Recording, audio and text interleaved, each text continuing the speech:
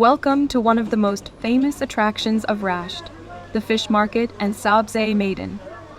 This is a place full of life and local colors, offering a close-up view of the culture and traditions of the people of this city.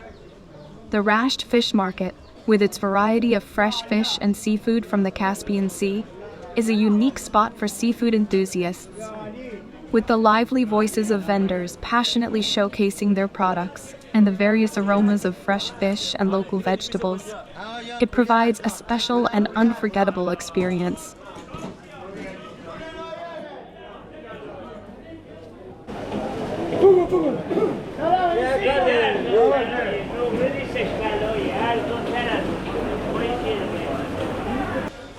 In this video, we take you on a comprehensive tour of this vibrant market, from selecting the best fish and seafood to observing the traditional processes of cleaning and preparation.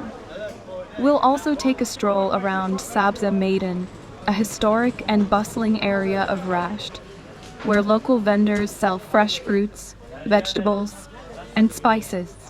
Let's explore together the rich culture and daily life of the people of Rasht in these iconic locations.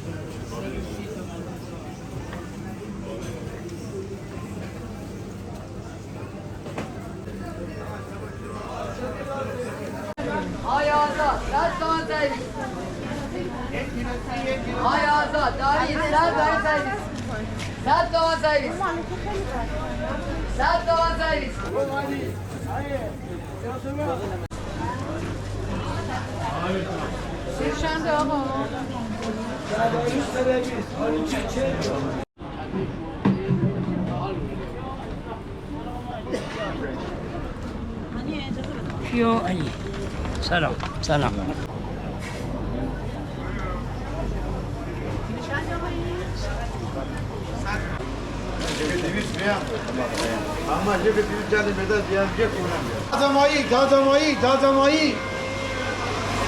دادمایی نظر مایی یا الله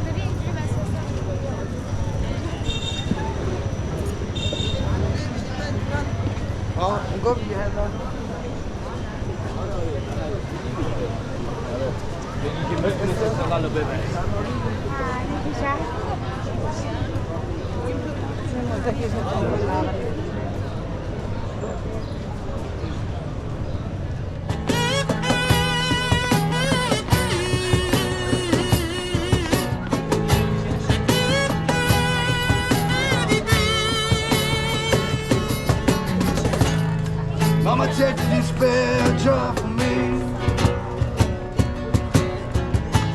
I can use it anymore. It's getting dark to see. Feel I'm knocking on heaven's door.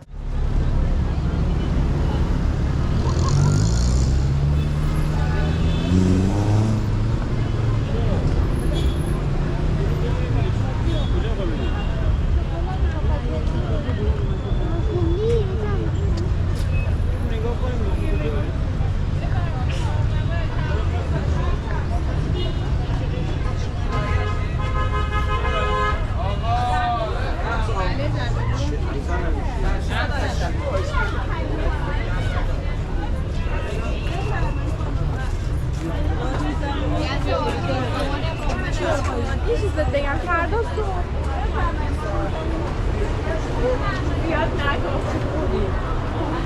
Vivo faz brother.